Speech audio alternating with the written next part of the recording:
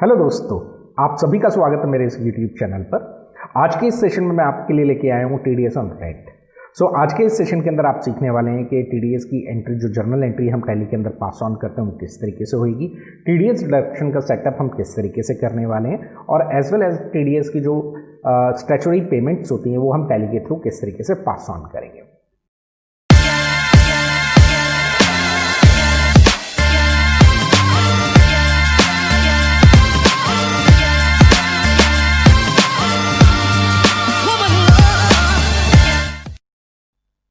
सबसे पहले मैं आपको थोड़ा सा बताना चाहूँगा कि टीडीएस ऑन रेंट आखिर होता क्या है।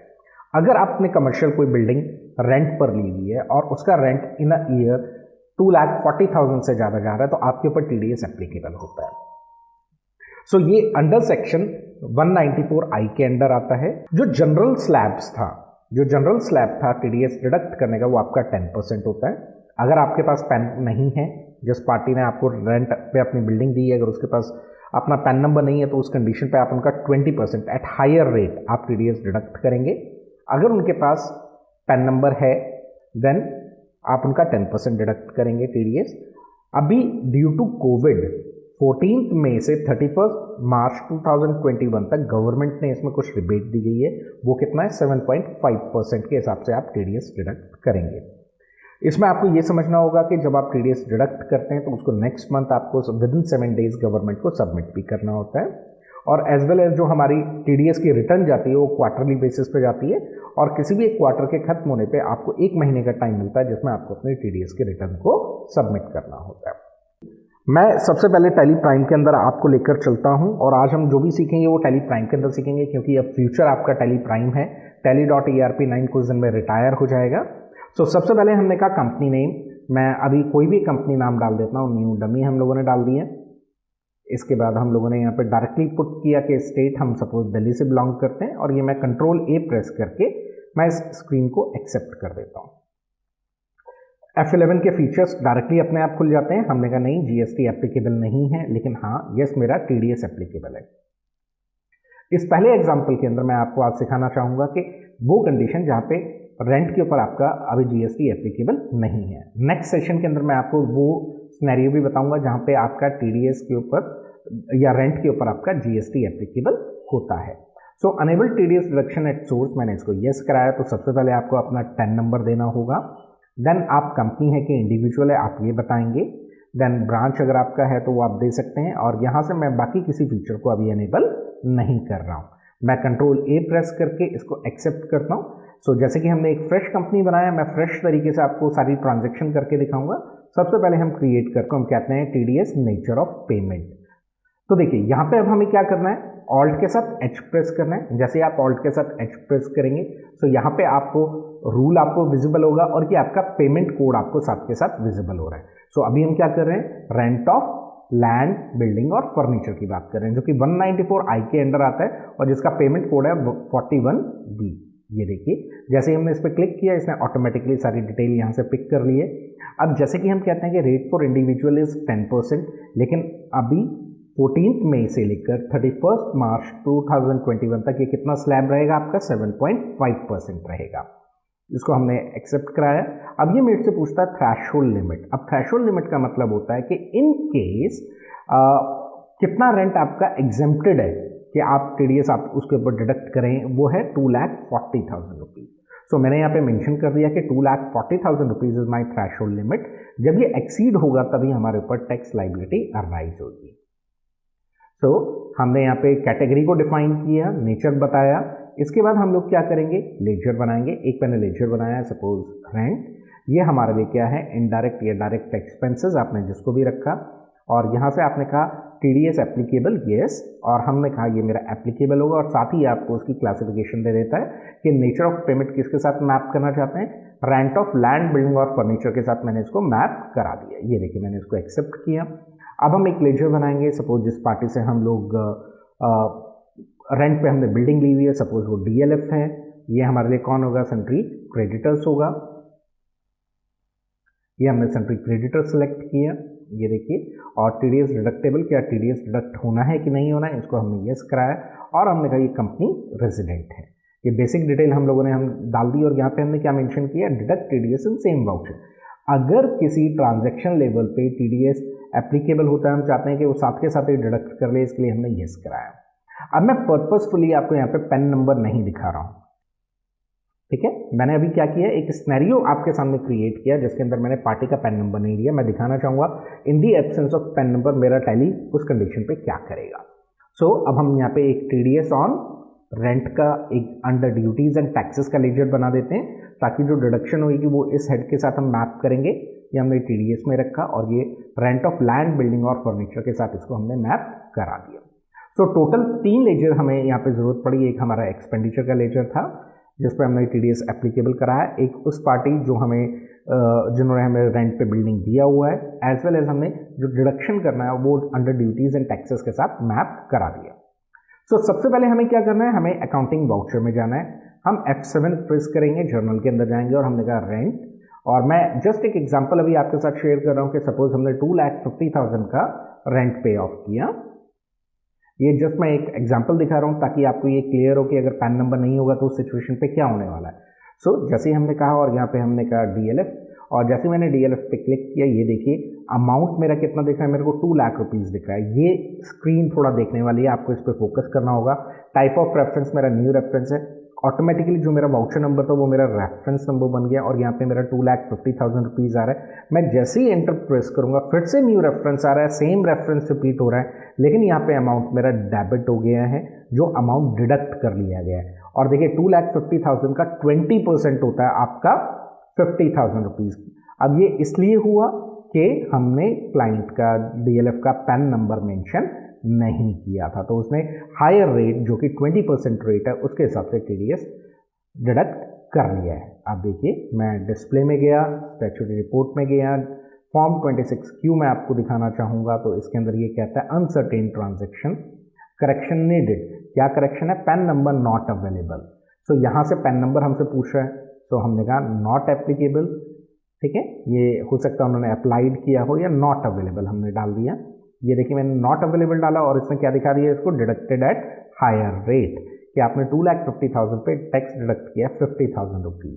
ये आप देख सकते हैं एट हायर रेट हमने इसके अंदर मेंशन करा दिया। तो चलिए दोस्तों, ये मैं सिर्फ आपको समझाना चाह रहा था कि in the absence of pan number क्या होता है। तो मैं इस ट्रांजेक्शन को अभी क्या कर देते हैं, डिलीट कर देते हैं। तो ऑल्ट के साथ डी प्रेस किया। अब हम सिनेरियो लेते हैं कि हम हर महीना जो रेंट पे कर रहे हैं वो 90,000 रुपीज़ पे कर रहे हैं। सो फर्स्ट मंथ मेरा 2,40,000 की जो लिमिट है वो थ्रेशोल्ड मेरी टच नहीं होगी, मेरी सेकंड मंथ नहीं होगी, लेकिन थर्ड मंथ होगी। तो मैं ये सिनेरियो आपको दिखाना चाहूँगा कि टैली किस तरीके से इस सिचुएशन में बिहेव करता है।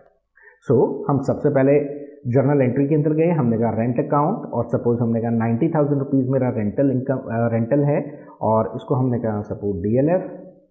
ये देखिए ये हमने ट्रांजेक्शन किया और इसको हमने न्यू रेफरेंस दे दिया, जो भी मेरा नया रेफरेंस था ये हमने मेंशन करा दिया। सेकेंड मंथ की पेमेंट किया सपोज, या सेकेंड मंथ की हम ट्रांजेक्शन रेंट को ड्यू करने की एंट्री कर रहे हैं।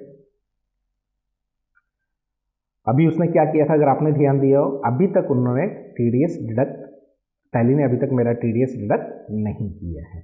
रीज़न बीइंग कि अभी भी मेरी जो थ्रेशोल्ड लिमिट है उससे मेरा अमाउंट बिलो है। सो मैंने अप्रैल में एंट्री की, मई में एंट्री की, मेरा कोई TDS एप्लीकेबल नहीं हुआ, लेकिन अब मैं एंट्री पास ऑन कर रहा हूँ 1 जून को। ये देखिए अब मैंने फिर से कहा रेंट अकाउंट डेबिटेड, हमने 90,000 रुपीज़ से रेंट को डेबिट किया, DLF को हमने क्रेडिट किया। अब ये देखिए, लेकिन इसने क्या किया, अभी पूरा 20% के हिसाब से डिडक्ट किया। सो मुझे क्या करना पड़ेगा कि DLF के लेजर में जाके मैं यहीं से कंट्रोल के साथ एंटर प्रेस करूँगा, और मैंने क्या किया, यहाँ पे पार्टी का पैन नंबर मेंशन कर दिया। अभी मैं कोई भी एक पैन नंबर दे रहा हूँ इसको, सपोज हमने कोई भी पैन नंबर यहाँ पे मेंशन करा दिया। अब ये देखिए इस ट्रांजैक्शन के बाद अगर आप देखेंगे तो जहाँ अभी थोड़ी देर पहले 20% डिडक्ट करा था, अब 7.5% डिडक्ट कर रहा है। तो हमने यहाँ पे इसको मेंशन कराया। अब मेरे टैली प्रोडक्ट की जो सबसे बड़ी क्वालिटी है, खूबी क्या है, वो 90,000 रुपीज़ उसी रेफरेंस से क्रेडिट कर रहा है, और उसी रेफरेंस के अंदर उन्होंने क्या किया, 6,750 रुपीज़ मेरा क्या कर दिया, डेबिट कर दिया।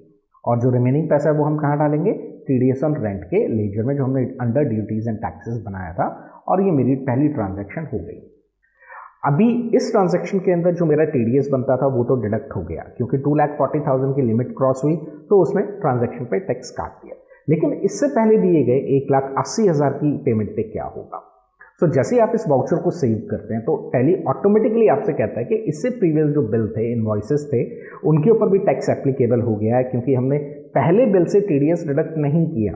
सो अब मुझे यहाँ क्या ध्यान रखना है कि जो रिमेनिंग जो मेरा प्रीवियस पेमेंट है उसके अंदर भी जो मेरा लाइबिलिटी बनती है वो मेरे को एडजस्ट करनी पड़ेगी और गवर्नमेंट को वो पैसा डिपॉजिट करना पड़ेगा। सो पहली ट्रांजैक्शन सेव हुई, मैं जैसे ही येस करता हूँ वो ऑटोमेटिकली क्या करता है, आपसे पूछता है कि किस डेट तक की बात हो रही है, पार्टी नेम क्या है आपका जिनके साथ आप डील कर रहे हैं, द नेचर ऑफ पेमेंट कौन सा है, यहाँ पे हमने रेंट सेलेक्ट किया, इसके बाद ड्यूटी लेजर मेरा क्या है, TDS ऑन रेंट। सो 1,80,000 जो मैं ऑलरेडी पे कर चुका हूँ या मैं जिसकी एंट्री पास ऑन कर चुका हूँ उसकी बात हो रही है। अब ये देखिए इन्होंने रेफरेंस दिया, जर्नल रेफरेंस 1, जर्नल रेफरेंस 2, और उसके अंदर जो मेरी टोटल अमाउंट था 90,000 उसके ऊपर इन्होंने ट्रांजैक्शन के ऊपर टैक्स चार्ज किया, और ये देखिए 13,500 रुपीज़ और डिडक्ट किया जा रहा है DLF के अकाउंट से।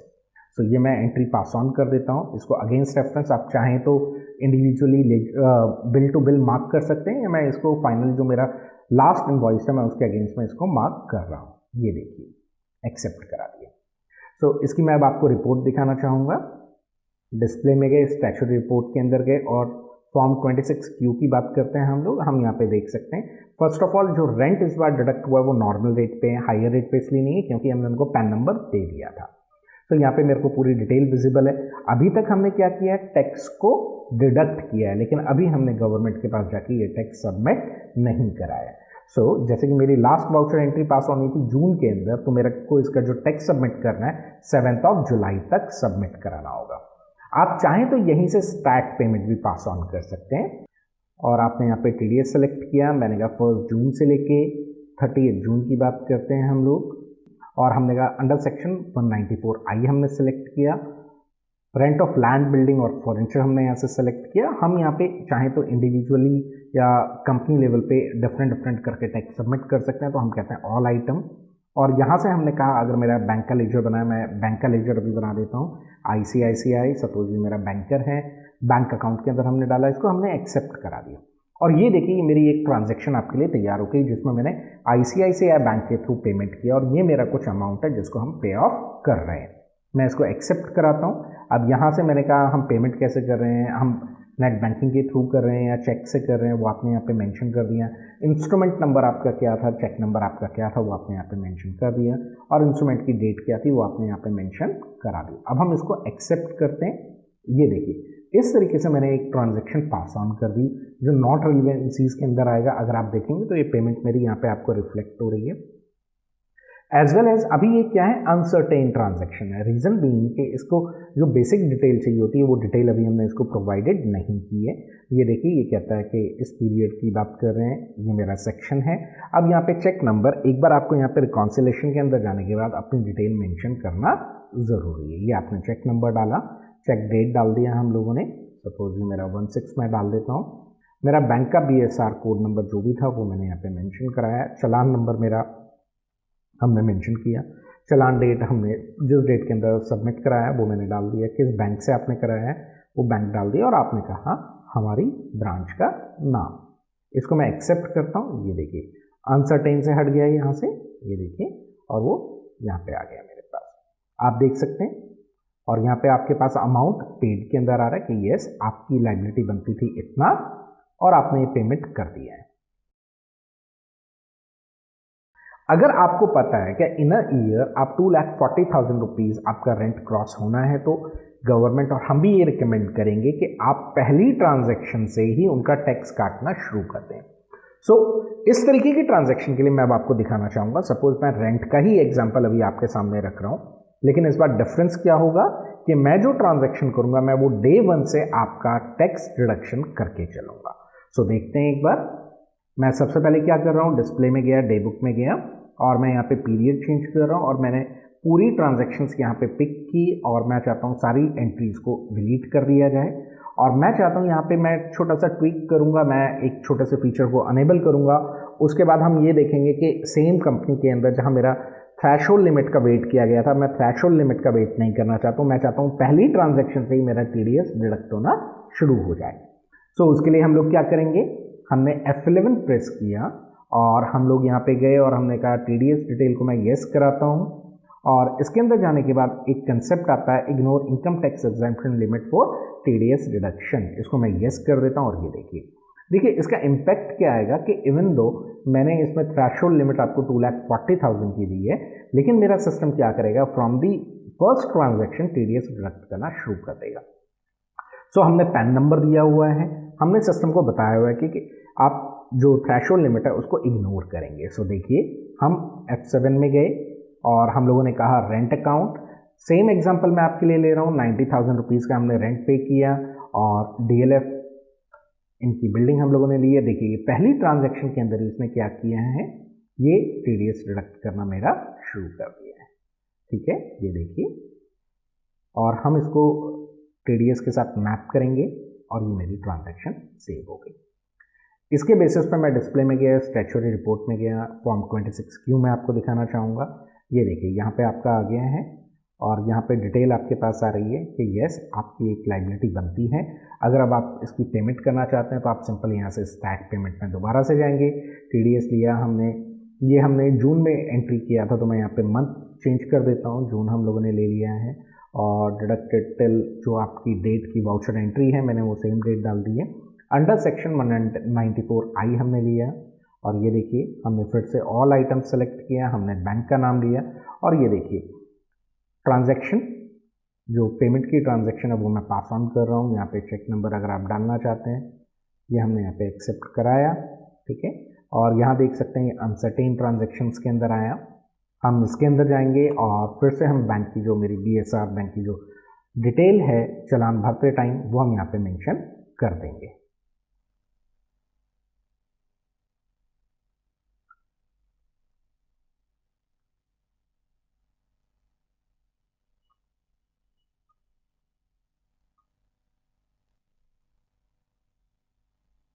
ये देखिए आप देख सकते हैं यहाँ पे आपकी ट्रांजैक्शन रिफ्लेक्ट हो गई है, ये इंक्लूडेड इन रिटर्न आ गई है, और ये आपकी पूरी TDS की एंट्रीज देखिए।